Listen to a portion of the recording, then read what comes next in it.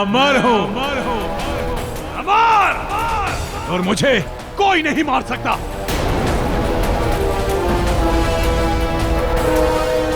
नागमती,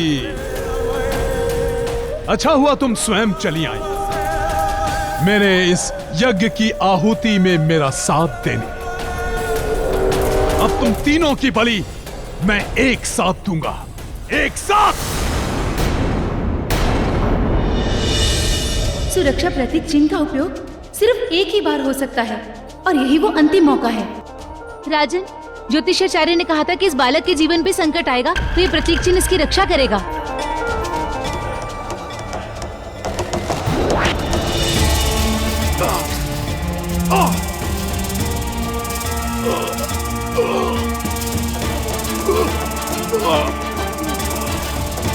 ये तो रुद्रांत की सारी शक्ति इस प्रतीक चिन्ह में समा रही है।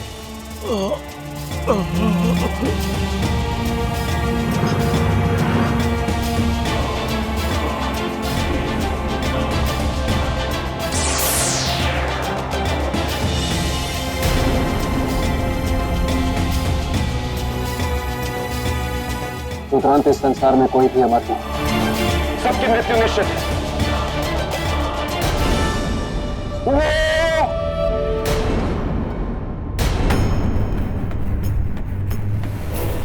आपके मन का पराक्रम जीत गया, मेरा पराक्रम हार गया।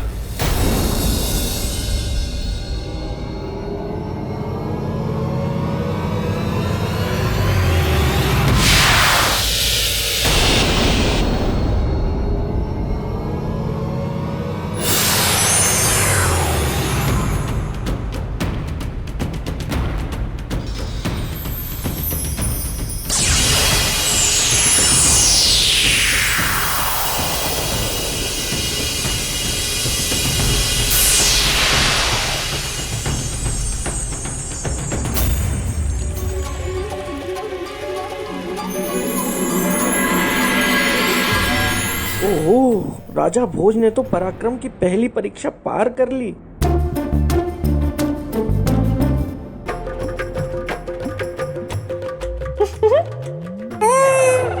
ये क्या है? कितने सुंदर लग रहे हो। दूर रहो मुझसे। तो और क्या करूं? ना ही तुम मुझे बता रहे हो ये है कौन? कब से बनाए बैठे हो मौन? ये राजा भोज है, उज्जैनी के राजा। ठीक है, अब मेरी चोटी मत बनाना। बिना समय व्यर्थ किए मुझे राजा भोज के पास जाना चाहिए।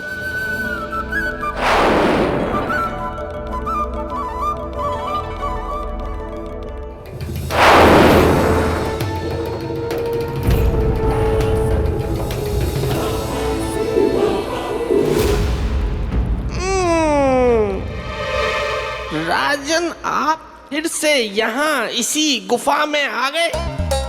इस संसार में इतनी सुंदर सुंदर अद्भुत जगह है, आप वहां भी जा सकते थे, लेकिन नहीं, आपको यहीं आना था, इसी गुफा में, ये पेड़ पौधे पत्तियां फूल और इस कबूतर को देखने। आप एक नन्हे बच्चे की तरह हैं और मेरे मित्र का सिंहासन एक खिलौना है।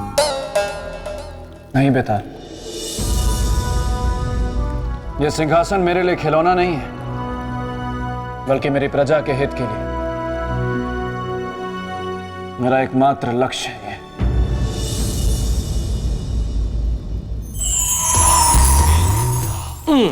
बेताल, महामाया, तुम अभी यहीं हो बेताल? नहीं नहीं महामाया, मैं तो राजा भोज के साथ युद्ध के लिए गया था और रुद्रांत से युद्ध में मैंने राजा भोज की बहुत सहायता की। बहुत अच्छा किया बेताल। अब एक और अच्छा कार्य करो। बोलिए। यहाँ से प्रेत भूमि लौट जाओ। मैं कुछ नहीं बोलूंगा इसके बाद। ठीक है, तुम एक भी शब्द नहीं बोलोगे बेताल।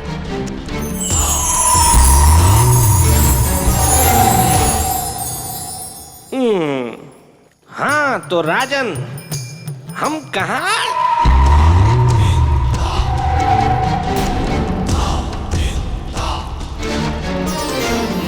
तो बताइए राजन, कौन सी बड़ी है, तन की शक्ति या मन की शक्ति? राजन, आप महापराक्रमी हैं, महान राजा हैं।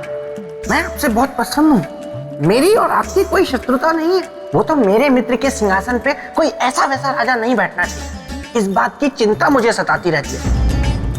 परंतु जिस तरह आपने रुद्रांत के साथ युद्ध किया और नागमती के पुत्र की रक्षा की, मैं आपसे बहुत प्रभावित हो गया हूँ।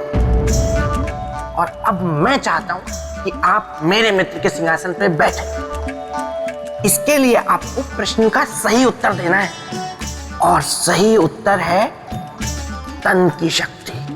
बेताल, क्या समझा रहे हो राजा भोज को? कुछ नहीं मामा, मैं तो इन्हें समझा रहा था कि इन्हें प्रश्न का उत्तर सोच समझ के देना है। बेताल, ये मत भूलो कि तुम सम्राट विक्रमादित्य के परम मित्र हो, इसलिए हम तुम्हें कुछ नहीं कहते, किंतु तुम्हें अपनी सीमाएं नहीं भूलनी चाहिए। क्षमा देवी क्षमा, मैं भावनाओं में बह गया, इसीलिए ये कह गया। अब नहीं कहूंगा, अब चुप रहूंगा। तो बताइए राजा, कौन सी बड़ी है, तन की शक्ति या मन की शक्ति? देवी, मेरे विचार से मन की शक्ति सर्वोपरि होती है। अति उत्तम। राजन, अब आप सिंहासन की अगली सीढ़ी की ओर बढ़ सकते हैं।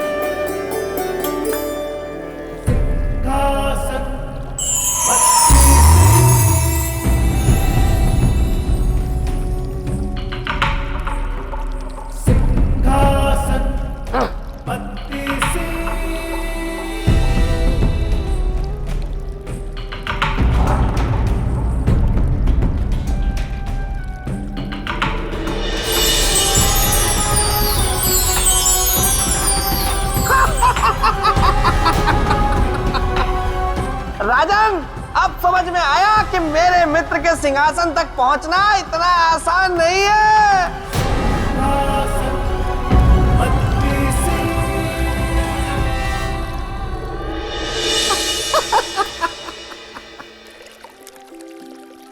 बेताल, मैं जानता हूं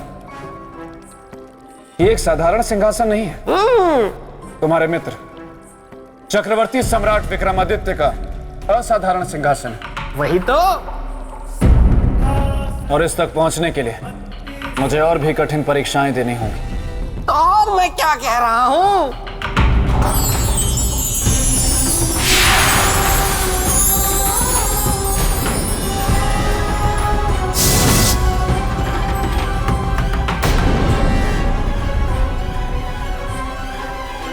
मैं सिंहासन में त्याग की प्रतीक रक्त मंजरी हूं।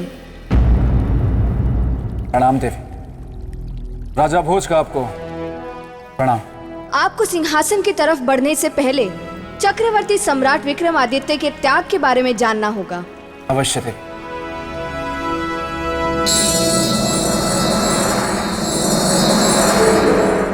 प्रणाम प्रणाम देवी, मैं बेताल। क्षमा कीजिएगा, लेकिन देवी, मेरे मित्र के त्याग की कथा इन्हें सुनाकर क्या फायदा, और कोई आवश्यकता भी नहीं है। आप इन्हें साफ साफ कह दीजिए ना कि इनमें मेरे मित्र के सिंहासन पर बैठने की योग्यता नहीं है।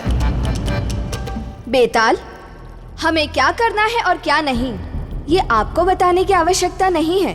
पर सिंहासन तो मेरे मित्र का है ना। किंतु बना तो हम 32 पुतलियों से ही है ना। हाँ, वो भी है। इसलिए आप शांत रहिए। हाँ तो राजन, मैं आपको राजा विक्रमादित्य की त्याग की कहानी सुना रही थी। एक दिन विक्रमादित्य की पत्नी चित्रलेखा उनका चित्र बना रही थी।